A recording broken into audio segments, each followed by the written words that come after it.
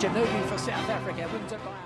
It must have been an absolutely hectic week for you with all the interviews you've done, and that's the price you pay for having very strong representation on Dubai World Cup night. Let's start with the City of Gold winner, Hawkbill. Very, very impressive prep.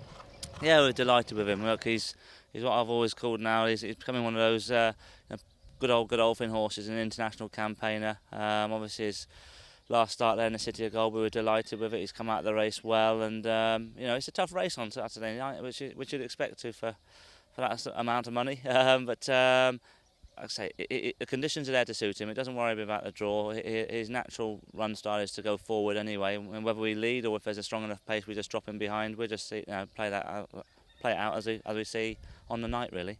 Hawkbill loomed alongside a Frontiers man, got about 3/4 of a length, then called the bar. Finishing on out in the middle is Gold Star. Hawkbill, the leader, but Frontiers man is coming back over on the inside. Hawkbill just in front. Frontiers man grinding away over on the inside. Hawkbill finding enough down to the Y. They hit it. Hawkbill a short half head over Frontiers man. Blair House, they can say whatever they like about Ben Battle not getting the smoothest of passages, but he was impressive the way he won.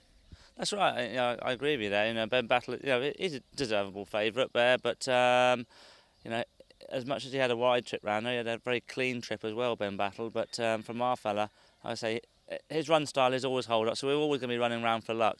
In respect of if the gaps appear, then great. But like I say, when you take that sort of brave man's route down the inside there, it doesn't always work out as you'd like to see. But on that last start there, he was very impressive. If James said it, the first thing he said is, "I thought I got there too soon." He quickened up that well.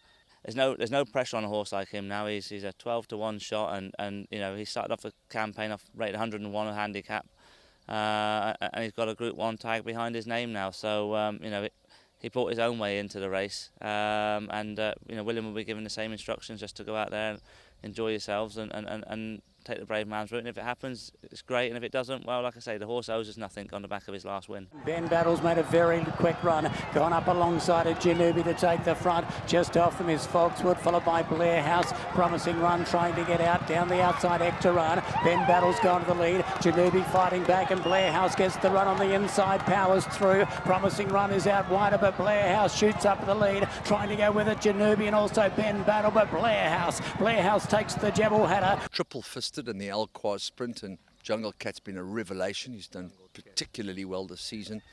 And of course, Baccarat, the old timer, he's in good form. And then you have a very, very talented horse in Blue Point. That's right. Working back from Baccarat, I'm just delighted he's got in the race. He ran in it last year, and unfortunately the ground conditions didn't suit him. He likes a nice sound surface. He's 9 years of age now, so it's probably going to be one of his swan songs. He's been very consistent this season out here again, and therefore, like I say, he's a horse that could just run into a place on his best form. Jungle Cat, as you mentioned there, is a model of consistency. He goes in there on Saturday night in great nick. I don't think we've ever had him as well. Last year I thought he was going to be my strongest chance of a winner, and like I say, the ground went against him as well. He does like the sound surface, so with respects to Blue Point, as you say, he's the young pretender, as they say. When I say pretender, he's a Group 2 winner as a 2-year-old there in the gym crack, and multiple Group 1 place now as well. So very pleased with his prep run here over 5 against finished second to Ertijaal. He's come out the race, that race in good order, and goes into Saturday night with ticking all the boxes really. So, but if there's a chink in his armour, I think the Cat's there ready to pounce, as they say.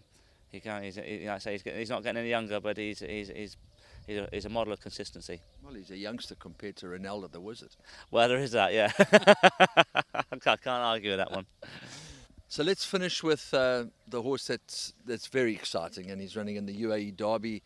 A horse called Gold Town. We have a South African connection on his back and a lot of his work riding. We're very proud of that, but he looks almost bottomless. Whether he's good enough to beat Mendelssohn and others remains to be seen, but he's done nothing wrong. That's right, yeah. Nicholas rides him out, and Nick's just joined us this winter, and he's, as I call him, he's a lucky man. He rides Gold Town and Blair House, and his horse have been running well all winter, so he's got the knack with these horses, and he's got them all in good shape. Gold Town, like I say, you can't fault him on what he's done here. He's been visually impressive and impressive on the clock. But it's a different kettle of fish now on World Cup nights. I'm not dissing the horses that we've beaten so far, but they wouldn't be anywhere anywhere near the calibre of horses we're going to be taking on Saturday. But like I say, he ticks a lot of boxes in respects. He's got course form now, you know, which is very important on that surface. His run style is to be up on the pace, ideally, you know, leading as we know round here. But my only, concern is the likes of Mendelssohn and to be fair, Satish's horse there won very well in the Albastic here.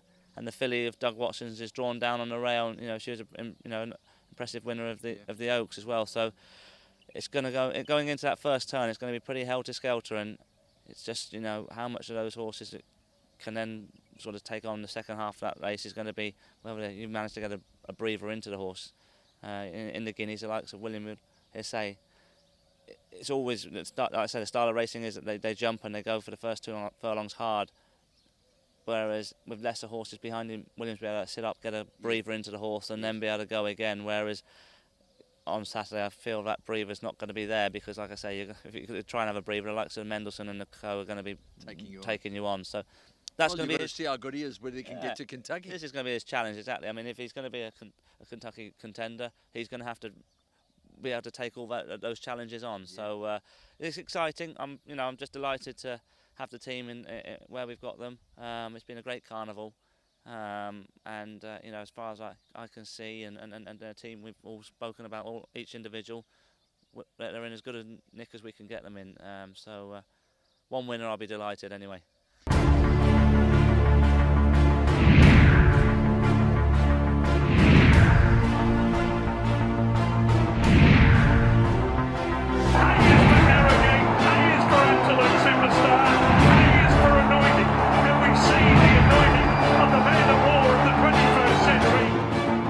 Janubi punches nose in front, and Janubi for South Africa wins it by a